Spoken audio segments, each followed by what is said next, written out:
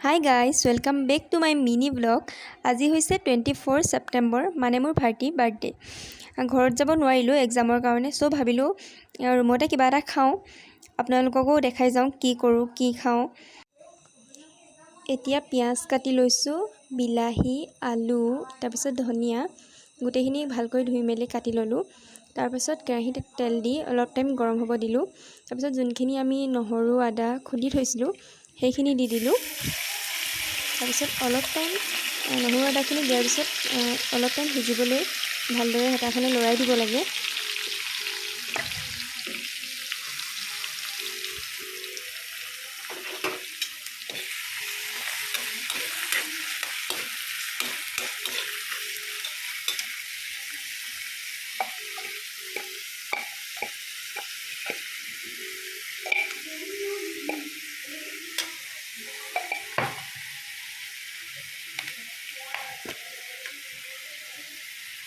তাৰপিছত তাত অলপ হালধি দি দিলোঁ।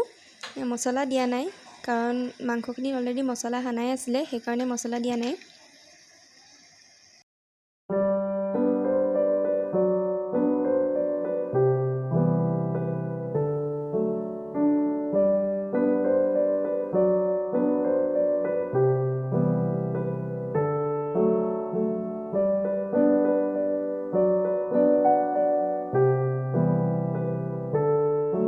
তাৰপাছত অলপ টাইম সিজাৰ পাছত মাংসখিনি দি দিলোঁ।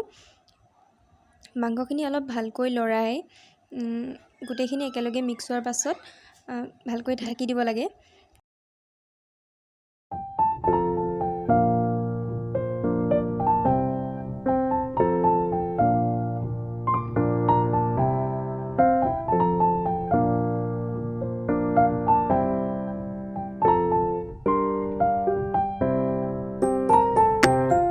সোৱাদ অনুসাৰে নিমখ দি দিলোঁ। নিমখ দিয়াৰ পাছত অলপ টাইম ভালদৰে মিক্স কৰি অলপ টাইমৰ কাৰণে ঢাকি দিলোঁ সিজিবৰ বাবে।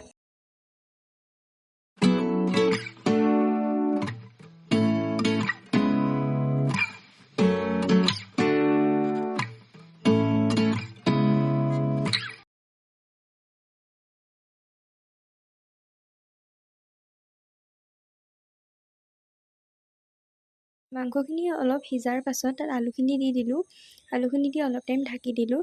যেতিয়া অলপ ভালকৈ সিজিলে আৰু তাৰপাছত বিলাহীখিনি দি দিলোঁ।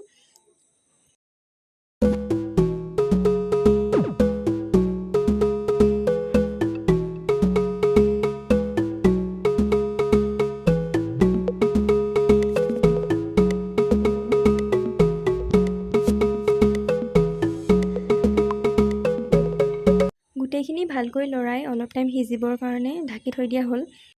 সিজাৰ পাছত অলপমান পানী দি দিলোঁ।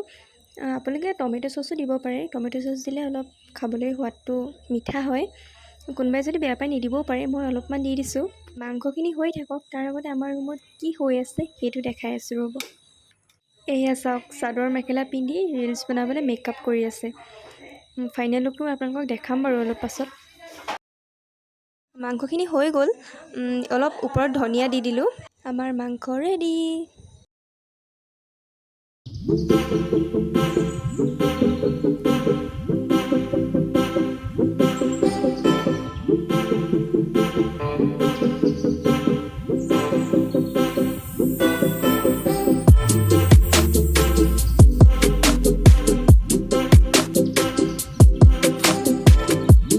খাবলৈ বহিলোঁ সকলো। খাবলৈ সঁচাকৈ বহুত বেছি টেষ্টি হৈছিলে। ভিডিঅ'টো আজি ইমানতে সামৰিছোঁ। আপোনালোকে যদি ভিডিঅ'টো চাই ভাল পালে লাইক, কমেণ্ট, শ্বেয়াৰ, ছাবস্ক্ৰাইব কৰিব। আৰু ভাইটিক সকলোৱে আশীৰ্বাদ কৰিব যাতে সি তাৰ আহিবলগীয়া দিনবোৰ ভালদৰে পাৰ কৰিব পাৰে, আগুৱাই যাব পাৰে। মোৰ ফালৰ পৰা আকৌ এবাৰ হেপী বাৰ্থডে'। মইতো বাৰ্থডে'লৈ যাব নোৱাৰিলোঁ, এক্সামৰ কাৰণে যাব নোৱাৰিলোঁ। মোৰ ফালৰ পৰা বহুত মৰম তোলৈ। ভালদৰে পঢ়িবি, আগুৱাই যা, তাকেই কামনা। কাজিয়া লাগিবলৈ সোনকালে লগ পাই আছোঁ।